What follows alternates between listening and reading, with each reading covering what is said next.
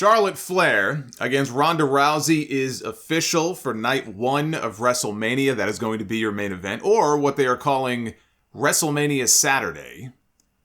And Brock Lesnar against Roman Reigns is official for night 2 of WrestleMania Sunday in the main event, now being billed as the biggest match in WrestleMania history. And it is now official. Not only will it be winner take all, but it will be a championship unification match for the WWE and Universal titles. This will be only the third trilogy, I believe, of matches in WrestleMania history after Stone Cold against The Rock and Undertaker against Triple H. They started using the unification word late in the day on Friday when I was putting the notes together for the preview for Smackdown before the stream. You know, earlier in the day, it did not say unification. And then it was later in the day around maybe 4 or 5 o'clock, all of a sudden it became winner-take-all unification. That's the first thing I noticed, because up until now, they have avoided using the U word. In all of the hype around this match, it was always winner-take-all, champion against champion, title for title, and it looked like, all right, they're going to end up doing the whole Becky 2 belts thing with one of these guys. And then late on Friday, there was a decision made as if it was a last-minute thing. All right, we're going to make this a unification. And on the show Friday night, they were using the word openly during the contract signing segment between Brock Lesnar and Roman Reigns. So no Becky 2 belts deal where one person carries 2 belts around and defends them separately. The titles are going to be unified as one, with one champion that I'm guessing floats between the Raw and SmackDown brands and defends on both shows. There has been no mention of WWE ending the brand split. So anybody getting their hopes up that this is going to lead to the end of the brand split, there's no indication of that, which is why I assume it's just a floating champion idea that they're going to put in place. And I'm on board with it. I support the idea. I would be on board with junking the brand split altogether, not because the concept can't work, but because the rosters, especially on the SmackDown side right now, just feel so weak. You know, getting rid of it would open up more interesting match possibilities. They would have to have some restraint and not just feel the need to put Roman Reigns in every segment on every show. You can have almost an unofficial brand split without having an official brand split. They kind of already do. I mean, let's be honest. There are people that go from one show to the other without any explanation. Remember they used to throw out the wild card explanation 4 times a year. Somebody can go from one brand to the other. They haven't mentioned that in months. But we have seen countless examples of people showing up on Raw who are from SmackDown, showing up on SmackDown who are from Raw, with no explanation. So we already kind of have an unofficial end to this brand split. But I would be in support of that. And look, not only would it open up more interesting match possibilities, and, you know, look, I will give you, people like Drew McIntyre and Bobby Lashley never would have had the chance to be world champion in a world where Roman Reigns is the top dog in WWE. But we are in a very unique period right now where Roman is so dominant. He is more of an exception to the rule. We have not had a champion on a run this long in this company holding that title for this length of time since Hulk Hogan in the 80s. Under normal circumstances, the title would change hands a lot more frequently. It just so happens that Roman is in the middle of this run. This run is going to come to an end at some point. I don't know that it's going to come to an end at WrestleMania this year. He may unify the titles and hold on to it until SummerSlam. Or this UK Stadium show Labor Day weekend that's been rumored for a while. Or WrestleMania next year. I don't think it'll be that long. But eventually this run will come to an end, and the title will change hands more frequently. But for every Bobby Lashley who benefited from having 2 titles instead of 1, there's a Big E who might hold the title. I'm sure for him it's a big moment in his career. Nobody could ever take away the fact that Big E was WWE champion. That's nice and all, but they're never really presented as one of the top stars, even on their own brand. He never was. He never was. At least not on television. Yeah, he's doing some of the media stuff and the NASCAR race and all that, and he's a great representative of the company. But on television, he was never presented as big of a deal as he should have been as the WWE champion. was always less than. We always knew who the top champion really was in this company. That should never be the case with the WWE Championship. It just does not feel right. And we see now where Big E is, right back to where he was before. Doing jokes, riding around on an ATV, wrestling in tag team matches. The creative does not always support these people in the way that it should. I would rather have one singular world champion who's actually booked like one.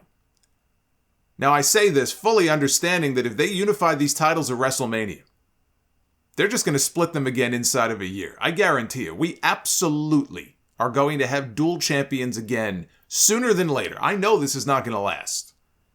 But right now, I support the move. Them promoting this match as the biggest match in WrestleMania history, it's how they market these things. I see people who are upset about that. I can't even get upset about this. It's not the biggest match of WrestleMania history, no more so than Edge against Randy Orton 2 years ago was the greatest wrestling match ever. This is just what they do. Everything is the greatest. Everything is the biggest. Everything is the best. It's gimmick infringement from Bianca Belair. Everything with this company is the EST. It's the biggest. It's the best. It's the greatest. It's not. But that's how they have to promote it. They want to promote it as the biggest thing since sliced bread. I am looking forward to the match, though. I don't know if it can match the quality of their WrestleMania 31 match. That match was excellent, even before the Seth Rollins cash-in. But them calling it the biggest match ever, bigger than Hogan against Andre, and bigger than Austin against The Rock. There's younger fans growing up watching this stuff right now that are going to believe it. To them, this is going to end up being their Hogan Andre. This is going to end up being their Rock and Austin. It's a big match, but biggest ever? Again, purely promotion and marketing, not anything I think to get bent out of shape about. Sami Zayn is the new Intercontinental Champion. Last week, of course, he beat Shinsuke Nakamura. Actually, 2 weeks ago. That was a tape show, but he had his Intercontinental title celebration on TV this week. He was interrupted by Johnny Knoxville, who challenged Zayn to a match. Zayn refused, and then he attacked Knoxville with 2 haluva kicks, the first of which missed by about 6 inches. The second one looked a lot better. I'm guessing that's why he even hit it the second time. Even he knew it didn't look good. But the crowd was into Knoxville. They liked seeing him. He was over. And I don't have an issue with Sami Zayn working with him at WrestleMania. That doesn't bother me. But if it's for the Intercontinental Championship, I just think it's sad. The word I think of when I see that as a potential match at WrestleMania, and it's not official that it's going to be for the championship, but when I see that, and I see these reports, and I see them setting it up on TV, I just think this is very sad. Now, I know the title has not been treated as anything worth, really caring about for a while now. I'm thinking of a time that no longer exists. When I think of the great Intercontinental Championship and all those great matches and great champions they've had, I'm thinking of a bygone era. I know that. But there is absolutely no reason for this to be a championship match, if that is the plan. Look, Sami could still drop the belt between now and WrestleMania. There's no guarantee that this is going to be a championship match. And it should not be a championship match. And in fact, that's exactly what I think should happen. There was a backstage segment after this where Ricochet walked up to Sami in the back. He was talking to Adam Pearce. And Ricochet said, "Hey, I heard you were, looking for challengers. I challenge you to a title match." And Adam Pearce made it official for Smackdown in Miami this Friday. It will be Sami Zayn defending the title against Ricochet. If I'm booking this, I have Johnny Knoxville come out and cost Sami Zayn his most prized possession. I have him cost Knoxville cost Sami the title, make Sami a transitional champion here, and put the belt on Ricochet. Because this serves 2 purposes if you do this. First of all, it gets the title off of Zayn so he can go off and work with Knoxville. And it doesn't have to be for a championship. But it also sets up Ricochet defending the title at WrestleMania. And I'm not doing this with the idea that Ricochet is going to get some big push. Even though he probably, it would be nice to see, but it ain't going to happen. The other part of this, the reason I set it up this way is because, maybe he has a couple of defenses on TV, but he goes to WrestleMania And I would have him defend the title against Sheamus. And I would have Sheamus win the Intercontinental title at WrestleMania. One of the only titles left that he has never won. And I like Sheamus. I think that he has been, he was one of the unsung heroes of that pandemic era. He goes in there, he's got that stiff style, but he goes in there and has these really good matches with most of the people that he's in there with. I'm sure him and Ricochet, we've seen them on TV multiple times before. It's not like we haven't seen them work together. You put them on a big stage like WrestleMania, they'd probably go out there, have a fun match, and it would be a nice moment for Sheamus, and then he can go on and have his run. And we don't have to worry about Johnny Knoxville coming in and wrestling for a championship in WWE. Sasha Banks. She was back on Smackdown Friday night. Got a quick win over Shotzi Blackheart, who's dying on the vine in this company. Naomi comes out, she's on commentary, for reasons that are unexplained. I am aware that there is a history there. I am aware Team Bad. I love how everybody, by the way, talks about Team Bad. Not everybody, but I see people on social media. They're probably just Naomi fans or Sasha Banks fans, but they have these fond memories of Team Bad. Remember it was Team Bad. What was the other one? Because they paired them off in different groups. It was Paige had her group. PCB was at Paige's group. But people look back on Team Bad as like this like they're fucking the Four Horsemen or something or Evolution. Give me a break. I had one person say something, oh, well, maybe they'll get Tamina involved. And I said, oh boy, I can't wait to see that. The fuck out of here. So yes, I am aware of the history, though, that these two used to be part of a group together. But Naomi is out there on commentary just randomly, climbed into the ring after Sasha won her match with a microphone in her hand, and she told the fans they're looking at the next women's tag team champions. Just like that. No segment to set things up like a Team Bad reunion or anything like that. Just, we're going to win the tag team titles at WrestleMania. Lazy writing. I would bet anything that Naomi got the spot that was supposed to go for Toni Storm before she walked out. Her and Sasha, they interacted on TV once. They were tagging. I think they did some tag matches at some of the live events. Once they knew that they had Ronda Rousey coming back, which was apparently back as far back as October or November, they knew that Ronda was coming back.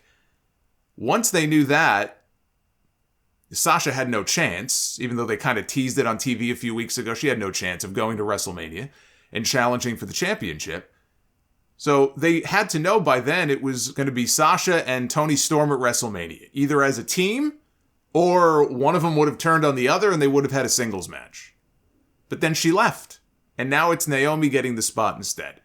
My main issue with this is with Naomi. Now look, now that these two are being paired up to go after the worthless tag team title, and they are worthless, the worthless tag team titles, or possibly facing one another. We don't know for sure.